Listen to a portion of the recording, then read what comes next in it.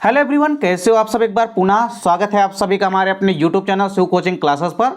उम्मीद करते हैं दोस्तों आप सभी मस्त होंगे, बेहतर होंगे, आप सभी की पढ़ाई भी अच्छे ढंग से चल रही होगी। आज की इस वीडियो में हम देखेंगे class 12th biology NCERT chapter 8 के जितने भी मोस्ट इंपोर्टेंट वस्तुनिष्ठ क्वेश्चन आंसर हैं उनको हम आज की इस वीडियो में पूरा का पूरा कवर करने वाले हैं। तो चलिए सीधे वीडियो को स्टार्ट करते हैं। देखिए पहला क्वेश्चन है कि वायरस की खोज किसने की थी। तो वायरस की खोज 1892 में सबसे पहले इवानोवस्की ने की थी। अगला क्वेश्चन है सर्पिल रूप से कुंडलित बैक्टीरिया कहलाता है। तो सर्पिल रूप से कुंडलित बैक्टीरिया स्पाइरिला होता है। नेक्स्ट क्वेश्चन है कि यीस्ट का उपयोग, यीस्ट बेसिकली एक क्या होता है, कवक होता है, जिसका उपयोग किसके उत्पादन में होता है। तो इसका राइट आंसर है एथिल एल्कोहल के, मतलब यीस्ट का उपयोग जो है एथिल एल्कोहल के उत्पादन में किया जाता है। अगला क्वेश्चन है कि बीटी कार्टन किसके प्रतिरोधी होते हैं। तो याद रखना है कीटों के प्रतिरोधी होते हैं। तो राइट आंसर हो जाएगा इंसेक्ट यानी कि कीट।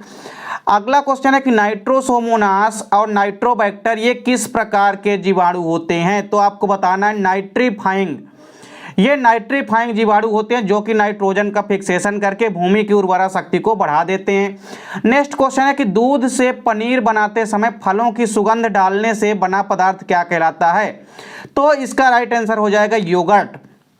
जब भी दूध से पनीर बनाते समय यदि फलों की सुगंध वाला कोई पदार्थ डाला जाता है तो उसे हम क्या कहते हैं, योगर्ट कहते हैं।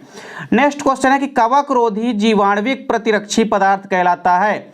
तो कवक रोधी जीवाणुविक प्रतिरक्षी पदार्थ क्या कहलाता है, पॉलीमिक्सिन कहलाता है। क्या कहलाता है, पॉलीमिक्सिन कहलाता है।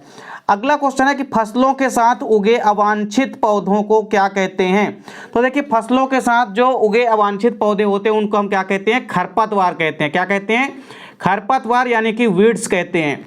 अगला क्वेश्चन है कि एक पीड़कनाशी का नाम लिखना है, किसी भी एक पीड़कनाशी का नाम आपको बताना है। तो एजोडिरेक्टिन जो है यह एक प्रमुख कीटनाशक होता है। अगला क्वेश्चन है सूक्ष्म जीवों द्वारा कीट या खरपतवार के नियंत्रण को क्या कहा जाता है।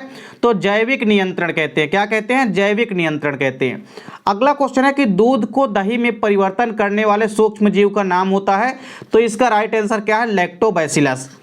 अगला क्वेश्चन है कि किस मछली का उपयोग मच्छरों के नियंत्रण में किया जाता है। तो इसका राइट आंसर क्या है, गैम्बूसिया मछली का। नेक्स्ट क्वेश्चन है आईपीएम, आईपीएम का आपको फुल नेम बताना है। तो आईपीएम का फुल नाम क्या होता है, इंटीग्रेटेड पेस्ट मैनेजमेंट। क्या होता है, इंटीग्रेटेड पेस्ट मैनेजमेंट। अगला क्वेश्चन है कि योगर्ट क्या है। तो योगर्ट बेसिकली एक दुग्ध उत्पाद होता है जो कि घरेलू दुग्ध उत्पाद स्पेशली होता है। तो योगर्ट क्या है, तो एक दुग्ध उत्पाद होता है। इंटरफेरान क्या है, अगला क्वेश्चन है इंटरफेरान क्या होते हैं। तो इंटरफेरान जो होते हैं ये प्रतिवायरल प्रोटीन होते हैं, मतलब प्रति विषाणु प्रोटीन भी इसको आप कह सकते हैं। अगला क्वेश्चन है कि बायोगैस का प्रमुख घटक है। तो बायोगैस का प्रमुख घटक क्या है, मीथेन। ये आपको याद रखना है, मीथेन CH4 इसका फार्मूला होता है। अगला क्वेश्चन है बीओडी का पूरा नाम आपको बताना है। तो बीओडी का पूरा नाम क्या होता है, बायोकेमिकल ऑक्सीजन डिमांड होता है। नेक्स्ट क्वेश्चन है कि पेनिसिलिन की खोज किसने की थी। तो पेनिसिलिन की खोज किसने की थी, अलेक्जेंडर फ्लेमिंग ने की थी। किसने की थी, अलेक्जेंडर फ्लेमिंग ने की थी। अगला क्वेश्चन है स्वपोषी नाइट्रोजन, यहाँ पे स्वपोषी नाइट्रोजन स्थिरीकरणकर्ता सूक्ष्म जीव का नाम लिखिए। ऐसे सूक्ष्म जीव का नाम बताना है जो कि स्वपोषी यानी कि ऑटोट्रॉपिक होता है और साथ ही साथ नाइट्रोजन का स्थिरीकरण करता है। इसका राइट आंसर हो जाएगा एनाबिना। क्या है, एनाबिना। अगला क्वेश्चन है कि राइजोबियम, एजोला और एनाबिना किसके एग्जाम्पल हैं। तो ये सभी के सभी जैव उर्वरक के एक तरह से एग्जाम्पल होते हैं। अगला क्वेश्चन है कि लेग्यूमिनेसी कुल के जो जड़ें होती है उनमें पाया जाने वाला बैक्टीरिया होता है। तो देखिए लेग्यूमिनेसी यानी कि जो दाल कुल होती है इनकी जड़ों में एक बैक्टीरिया पाया जाता है जिसका नाम क्या है, राइजोबियम। ये आपको याद रखना है, कई बार आपके एग्जाम में पूछा जाता है। ना स्टाक एवं एनाबिना को कहा जाता है, इनको साइनोबैक्टीरिया भी कहा जाता है। अगला क्वेश्चन है पीपीएलओ को क्या कहा जाता है। तो पीपीएलओ को देखिए यहाँ पे आपका क्वेश्चन है कि माइकोप्लाज्मा को क्या कहा जाता है।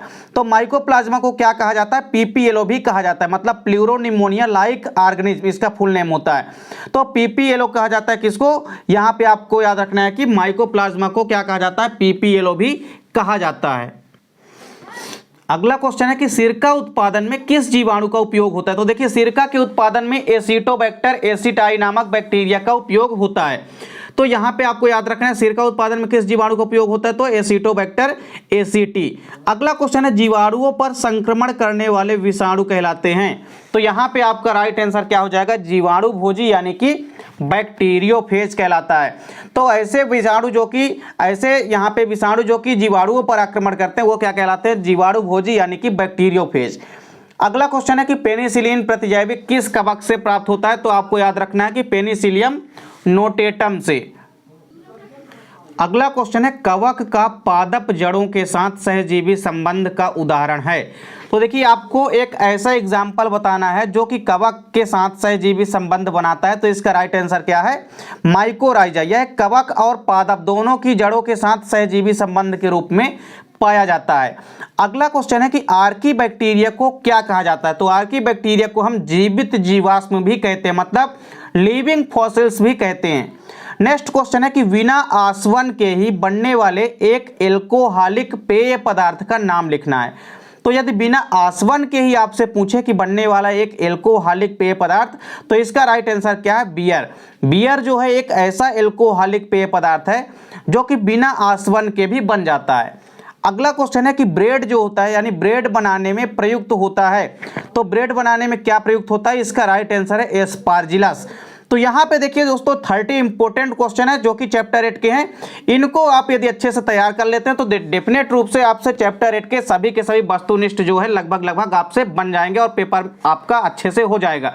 तो उम्मीद करता हूँ दोस्तों वीडियो पसंद आई होगी। दोस्तों वीडियो अच्छी लगे तो लाइक और कमेंट जरूर कीजिएगा, साथ ही साथ दोस्तों के बीच ज़्यादा से ज़्यादा शेयर कीजिएगा और यदि चैनल पर नए हैं तो चैनल को सब्सक्राइब अवश्य कर लें। मिलते हैं दोस्तों नेक्स्ट वीडियो में, तब तक के लिए जय हिंद, वंदे मातरम।